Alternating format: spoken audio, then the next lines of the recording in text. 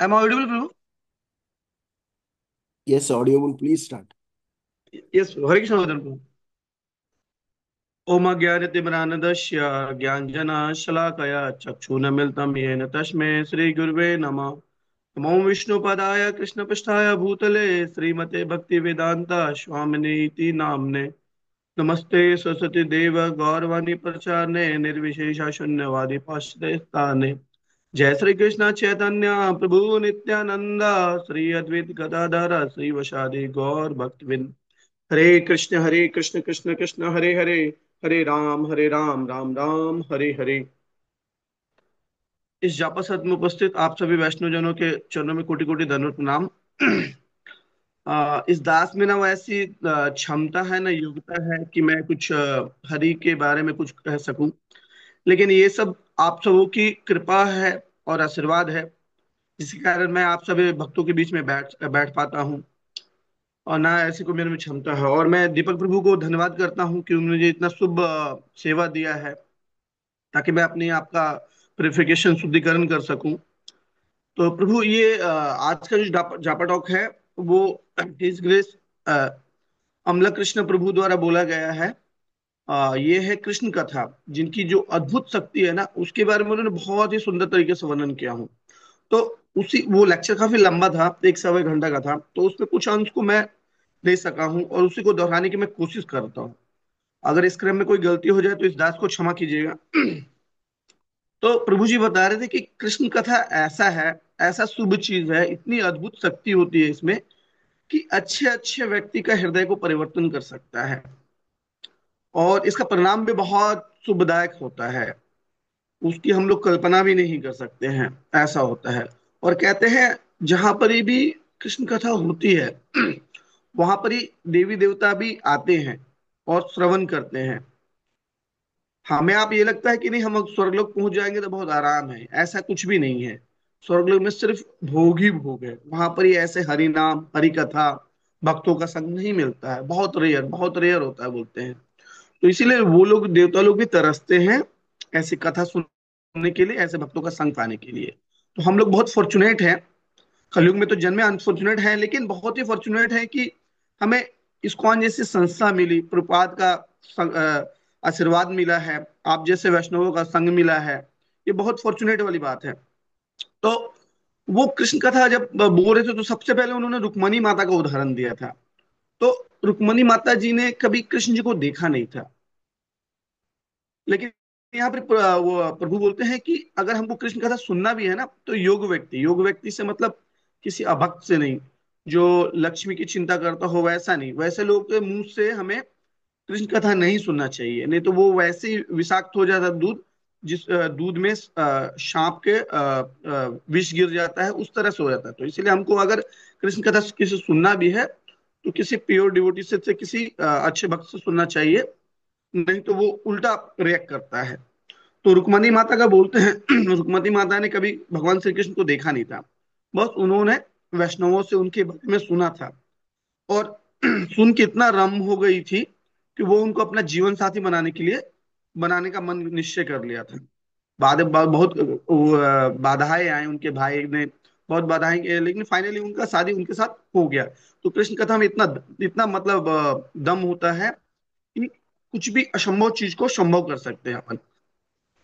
उसके बाद दूसरा बहुत ही अच्छा उन्होंने उदाहरण दिया था भक्ति विनोद ठाकुर जी का, जो प्रभुपाद के गुरु के पिता थे। तो उस समय अंग्रेजों का शासन था, तो अंग्रेज मतलब काफी स्ट्रिक्ट थे, कोई भी अगर व्यक्ति पॉपुलर होता था ना तो उसके पीछे स्पाई छोड़ देते थे कि पता करो ये कहाँ गलती करता है, ताकि हम इसको दबा सके।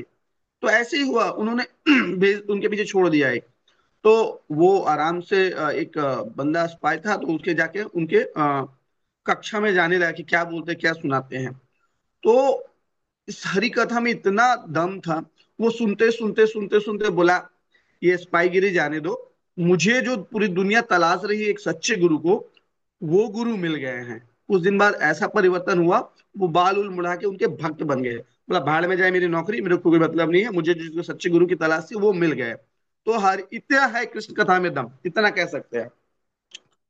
उसके बाद फिर उन्होंने अगला जो उदाहरण दिया था अर्जुन का। अर्जुन तो हरि कथा छोड़ी, सीधे हरि से ही कथा सुने थे उन्होंने। जब वो सुने जब हरि से, तो उनके पूरे जिंदगी के डाउट्स क्लियर हो गए। वो पहले सोच रहे थे मैं लड़ूंगा नहीं, अपनों से कैसे लड़ूंगा, कैसे मारूंगा, ये वो। फिर हरि से जब उन्होंने सब बातें सुनी, तो उनके सारे जिंदगी के डाउट्स क्लियर हो गए। अब उनको समझ में आया कि मुझे करना क्या है जिंदगी में। उनके बाद सुनने के बाद जब वो बोले कि मेरे सारे डाउट्स क्लियर हो गए, अब आप जैसा जैसा बोलोगे मैं वैसा वैसा व्यवहार करूंगा, वैसा वैसा युद्ध करूंगा। तो कहने का मतलब है कि ऐसा नहीं कि सिर्फ भौतिक चीज, और भी बहुत सारी चीजें हमारे डाउट क्लियर होते हैं जब हम कृष्ण कथा सुनते हैं, वेदों के अनुसार चलना चालू करते हैं, सारे नियम फॉलो करते हैं। तो इसके आगे फिर एक और कथा सुनाते हैं कि एक व्यक्ति था, एक गांव में गया, गांव में गलती से वो कब्रगाह जो कब्रिस्तान होता वहां चला गया वो। तो वहां वो डेट्स देख रहे थे, इस तारीख को जन्मा, इस तारीख को मरा है, इस तारीख को जन्मा, इस तारीख को मरा। तो ज्यादा फर्क नहीं था, 2 4 साल, 5 साल, 10 साल ऐसे। बोला ऐसा कौन सा गांव है, हर 5 10 साल 15 साल में लोग मर जा रहे, कोई 60 70 जी नहीं रहा, ऐसा क्या है, या कोई बीमारी उमारी फैला है क्या। तो वो गए गांव के अंदर, तो देखे अरे सारे एज के लोग तो हैं, छोटे से बड़े, बड़े से बूढ़े सब तो हैं, फिर ऐसा क्यों यहाँ पर लिखा हुआ है। तो उन्होंने जिज्ञासा किया कि ऐसा आपने यहाँ पर ही कब्रिस्तान में ऐसा क्यों लिख दिया है, कोई 2 साल, कोई 5 साल, कोई 10 साल जिया है। बोला भैया, ये जो जन्म की तिथि है ना, ये वो तारीख है जब से इन्होंने हरि कथा सुनना चालू किया। तो बोला ऐसे क्यों लिखा आपने। बोला नहीं, जब तक ये हरि कथा नहीं सुने थे, उसके पहले ये मरे हुए थे। तो जिस दिन से इन्होंने हरि कथा सुनना चालू किया, उस दिन से इनकी जन्म हुई, और 1 साल, 2 साल, 5 साल के बाद सुन हरि कथा सुनने के बाद वो मर गए, तो हमने इसलिए ऐसा मेंशन किया है। बोला अच्छा, बहुत अच्छी बात है। तो ये बहुत मतलब हरि कथा के इन्होंने इतना अच्छा व्याख्यान दिया था। उसके बाद एक बहुत सुंदर उदाहरण दिया उन्होंने राजा परीक्षित का। आप लोग भी सभी जानते हैं राजा परीक्षित और सुखदेव गोस्वामी का, क्योंकि राजा परीक्षित के सर से 7 दिन थे। तो उन्होंने उन्होंने सारे साधुओं जो सबसे डिस्कस किया था कि क्या किया, क्या किया जाए। तो सबने बोला आप कृष्ण कथा सुनिए, आपका जीवन सफल होगा। और उसके बाद उनके साथ क्या हुआ वो सब आप अच्छी तरह भली भांति जानते हैं। तो उनका इतना सुखदाई अंत हुआ कि कोई कल्पना भी नहीं कर सकता था। इवन देवताएं भी आए थे कि आप अमृत ले लीजिए और ये हरि कथा हम सबों को सुनाओ। इतना अच्छा प्रलोभन दिए थे सुखदेव गोस्वामी को। यानी कहने का मतलब है कि कृष्ण कथा की इतनी बड़ी महिमा है। और इसके बाद आगे उदाहरण उन्होंने दिया एक हाँ, प्रहलाद महाराज का। प्रहलाद महाराज जब अपनी माता केयाधु के पेट में थे, तभी उनके जो गुरु हुए थे नारद जी, उन्होंने बहुत अच्छा अच्छा हरिकथा उस समय सुनाए थे। तो वो पेट में थे और वो बाहर से कथा सुना रहे थे, और इनका इतना प्रभाव, इतना तेज प्रभाव हुआ कि वो इतने बड़े भक्त बन गए, वो भी राक्षस के घर में। आप सोच सकते हैं कि हरि कथा या कृष्ण कथा में कितनी मतलब पावरफुल होती है। वो इतने बड़े भक्त बन गए। और उसके बाद आगे एक और उन्होंने बहुत अच्छा दृष्टांत बताया था। एक इस्कॉन के ही शायद कोई मतलब ऐसे कुछ सन्यासी थे जो भागवत कथा या हरि कथा कर रहे थे। तो वो देखते थे कि कथा में लास्ट में 4 व्यक्ति हट्टे कट्टे एकदम, मतलब वो दिखने से ऐसा उनका मतलब लग रहा था कि नहीं, ये इस लोग के हो ही नहीं सकते किसी भी हालत में, ये लंबी चौड़ी पर्सनालिटी, इतने बुझाए, ये वो मतलब कुछ अलग ही उनका फिजिक दिख रहा था पूरा। तो वो पहला दिन देखे, थोड़ा जिज्ञासा की कि है कौन, कहाँ से आते हैं लोग। तो दूसरा दिन देखे, तीसरा दिन देखे, चौथा दिन नहीं उनसे रहा गया। तो जो व्यासदेव थे, वो जो बैठते थे व्यास आसन पे, वो जाके पूछे कि आप लोग कौन हो, आप लोग कहाँ से आते हो, आप लोग का चारों का हाव भाव, शरीर बहुत कुछ अलग ही है एकदम। तो वो बोले देखिए, नहीं हम लोग तो बगल गांव के हैं, ऐसा वैसा। होता है नहीं नहीं नहीं नहीं, आप इस गांव के हो ही नहीं सकते, आपका फिजिक वैसा है नहीं, हाव भाव वैसा है नहीं, आप किसी एंगल से इस लोग के तो लगते ही नहीं हो। तो वो बोले देखिए, आपसे क्या छुपाना व्यासदेव जी, आप हम लोग ब्रह्म राक्षस है। भूतों में अलग अलग कैटेगरी होती है, एक ब्रह्म राक्षस होते हैं जो मंदिर में प्रवेश कर सकते हैं, ऐसे भूत पिशाच आते नहीं है, लेकिन ये ब्रह्म राक्षस टाइप के जो होते हैं वो मंदिर में आ सकते हैं। तो बोला आप यहाँ क्यों आ रहे हो। बोला नहीं, हमने कहीं सुना था कि अगर हरि कथा में सुनेंगे तो हमारा भी उद्धार होगा, तो अगला जन्म जो हमें मनुष्य योनि मिलेगा तो हम अपना उद्धार कर सकेंगे। तो देखिए, कहने का मतलब है हरि कथा इतना है कि वो ब्रह्म राक्षस भी आकर्षित होकर आ रहे हैं और अपने जीवन को सफल बनाने की कोशिश कर रहे हैं, इतनी बड़ी वो है। और एक बड़ी फनी मतलब कहानी सुनाए थे हरि कथा के बारे में उन्होंने। एक सेठ थे, वो थोड़े से मतलब नास्तिक नहीं बोल सकते हैं, मतलब थोड़ा टाल मटोल करते थे, जैसे हम सब बदजीवों का आदत होता है। और उनकी एक पत्नी थोड़ी श्रद्धालु थी, पूजा पाठ में जाती थी। एक जगह कहीं भागवत कथा चल रहे थे, उन्होंने अपने पति को बोले कि आप चलिए, वहां कथा हो रहा है। बोले नहीं नहीं नहीं, मुझे कुछ काम है, ये है वो है वो है, बहुत एक्सक्यूज देने लगे। एक दिन हो गया, 2 दिन हो गया, तीसरे दिन उनको मानना पड़ा, वो चल गए। तो गए तो जो व्यास आसन पे बैठे थे वो बोले, अरे आज तो उनकी पत्नी मतलब सेठ सेठ जी आए हैं, बहुत अच्छी बात है। तो उनको बोले, आप आ गए? तो वो हंस के उन्होंने जवाब दिया, हाँ मैं आ गया। बोला, अरे बड़े इज्जत हो रही मेरी तो यहाँ पर ही। तो उसके बाद वो बैठ गए। अब बैठ गए तो मालूम ही है भौतिक आदमी कैसा होता है, जैसे ही कथा चालू होता है आंख के लैंप ऐसे बंद होने लगते हैं। वो कथा चालू हुए नहीं, सो गए। मतलब वो आ गए तो फिर उसके बाद बैठ भी गए। तो उनको पूछा गया, आप बैठ गए? तो बोला, हाँ मैं बैठ गया हूँ। फिर उसके बाद बैठते जैसी कथा चालू हुआ सो गए। तो उसके बाद जब वो सो गए, ऐसे कथा होता सब समाप्त हो गए, सारे भक्त चल गए।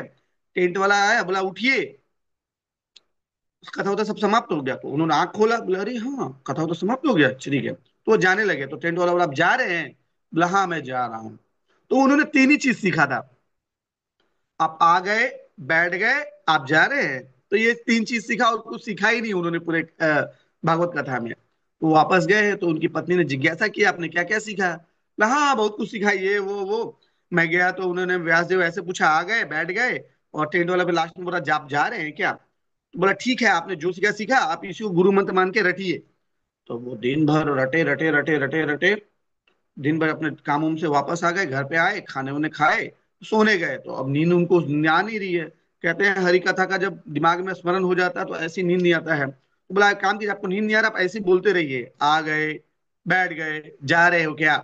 तो वो ऐसे बड़बड़ाने लगे। तो उसी दिन क्या हुआ, अकस्मात एक चोर उनके घर पे आ गया। चोर घर पे आ गया तो वो बड़बड़ा ही रहे थे, आ गए क्या? तो चोर बोला, अरे ये कौन है, मैं आया नहीं है, पहले इसको मालूम हो गया, तो बहुत बड़ा ज्ञाता आदमी लग रहा है मेरे को। फिर वो डर के चुपचाप वहां बैठ गए, चोर। तो फिर उसके बाद वो आदमी सेठ बड़बड़ा रहा है, अच्छा आप बैठ गए क्या? तो बोले, अरे ये तो बहुत बड़ा ज्ञानी आदमी है। तो धीरे धीरे भागना चालू किए। तो बोला, आप जा रहे हैं क्या? बोला, अरे अरे अरे, पकड़ लिया मेरे को। तो उसने लाइट जलाया, जितने भी धन इकट्ठा करके लाया था उसको सौंप दिया, बोला लीजिए आप रख लीजिए, लेकिन मेरे को आप पुलिस को हैंड ओवर मत कीजिएगा। तो बोला, अरे, तो वो सेठ बड़ा अचंभित हुआ, बोला, अरे मैंने तीन ही चीज तो सीखा है सिर्फ हारी का, फिर भी मेरे को इतना लाभ हो गया, वाह बहुत बड़ी बात है। तो उसने चोर को जाने दिया और सारा धन रख लिया। उसकी पत्नी को जगाया, बोला, ऐसा ऐसा ऐसा ऐसा हुआ मेरे साथ। बोला, देखिए आप नींद में थे, फिर भी आपने असली हरी कथा में नकली बातें सीख के आए, सिर्फ नकली बातें। अगर आप हरी कथा में जा रहे हैं और असली बातों को ग्रहण करेंगे तो सोच लीजिए आपको कितना फायदा होगा। आपने नकली बातें सीख के आए तो इतना सारा आपको बेनिफिट हो गया, घर में चोरी नहीं हुआ, इतना सारा धन मिल गया आपको, सारे मनोकामना पूरी हो गई। अगर आप हरि कथा में जाएंगे और सही बातों को सीखेंगे, सही ढंग से अगर अनुसरण करेंगे, तो सोच लीजिए आपको कितना कल्याण होगा। तो मतलब इस छोटे से फनी स्टोरी से उन्होंने बहुत सुंदर, बहुत बड़ी महिमा बताई कृष्ण कथा की। और इस कथा के कहानी के साथ मैं अपना जापा टॉक समाप्त करता हूँ। अगर इस क्रम में मुझसे कुछ गलती हो गई तो उसके लिए माफी है।